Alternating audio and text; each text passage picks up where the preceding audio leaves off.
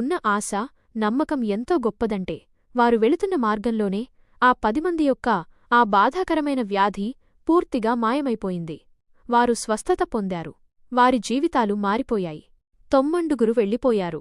ఊహించండి, మీరు ఒక పెద్ద సమస్య నుండి విముక్తి పొందారు. ఇప్పుడు మీరు ఏం చేస్తారు? ఆ 10 మందిలో 9 మనుషులు ఆనందంతో, ఉల్లాసంతో తమ దారిని చూసుకుని వెళ్ళిపోయారు. వారు తమ కుటుంబాల వద్దకు, తమ పాత జీవితంలోకి త్వరగా వెళ్ళిపోవాలని ఉబలాటపడ్డారు. ఇది సహజమే అనిపించవచ్చు. కష్టాలు తీరిపోయాయి, ఇంకేం కావాలి? వారు తమ జీవితంలో జరిగిన ఆ గొప్ప మేలును తీసుకున్నారు. వారు వరాన్ని స్వీకరించారు, కాని ఆ వరమిచ్చిన వ్యక్తిని మర్చిపోయారు. తమకు స్వస్థత కలిగించిన ఆ శక్తివంతమైన వ్యక్తికి ఒక్కసారి కృతజ్ఞతలు చెప్పాలన్న ఆలోచన కూడా వారికి రాలేదు. కేవలం ఒక్క వ్యక్తి మాత్రమే వెనక్కి వచ్చాడు. అతను వేరే ప్రాంతానికి చెందినవాడు. తన స్వస్థతను చూసుకుని బిగ్గరగా దేవుణ్ణి స్తుతిస్తూ, తాను స్వస్థత పొందినందుకు సంతోషాన్ని వ్యక్తపరుస్తూ పరుగుపరుగున వచ్చి ఆ గొప్ప వ్యక్తి పాదాల దగ్గర సాగిలపడి కృతజ్ఞతలు చెప్పాడు. అతను తన బాధ నుండి విముక్తి పొందాడు. కాని అంతకంటే గొప్పగా అతను తన మంచి మనస్సును నిరూపించుకున్నాడు. అప్పుడు ఆ గొప్ప వ్యక్తి ఒక ప్రశ్న వేశారు. ఆ 9 ఎక్కడా? ఇది కేవలం లెక్క కోసం అడిగిన ప్రశ్న కాదు. ఇది ఒక లోతైన నిట్టూర్పు. మేలు పొందిన 10 మందిలో కేవలం ఒక్కరే తిరిగివచ్చారేమిటి? మిగతా 9లో కృతజ్ఞతాభావం ఏమైంది? మన జీవితాలలోని మేలు.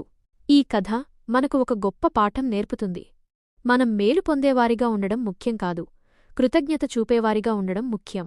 మన జీవితంలో మనం పొందే చిన్న చిన్న మేళ్ళు, మనం కోలుకునే పెద్ద పెద్ద కష్టాలు, మనకు లభించే ప్రతి ఆశీర్వాదం, ఇవన్నీ మనకు ఎవరో ఒకరి ద్వారా లభిస్తున్నాయి.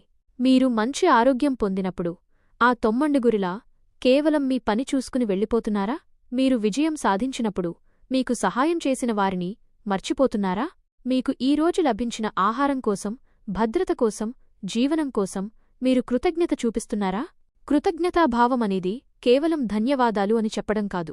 అది మన హృదయంలో ఉండే ఒక వైఖరి. అది మనకు మేలు చేసిన వ్యక్తిని, ఆ వ్యక్తి ద్వారా లభించిన మేలును గుర్తుంచుకోవడాన్ని సూచిస్తుంది. ఆ 9 తమ బహుమతిని మాత్రమే పట్టుకెళ్లారు. తిరిగి వచ్చిన ఒక్క వ్యక్తి ఆ బహుమతితో పాటు బహుమానమిచ్చిన వ్యక్తితో బంధాన్ని కూడా పటిష్టం చేసుకున్నాడు. కాబట్టి ఈ రోజు నుండి మనం మన జీవితంలో ప్రతిదానికి కృతజ్ఞత చెప్పే ఆ ఒక్కరిలో ఉందాం. మేలు పొందిన వెంటనే వెనక్కి తిరిగి చూసి మనం కృతజ్ఞత చూపించాల్సిన ఆ వ్యక్తికి, ఆ శక్తికి మన హృదయపూర్వక ధన్యవాదాలు చెప్దాం. అదే మన జీవితాన్ని నిజమైన ఆశీర్వాదంగా మారుస్తుంది.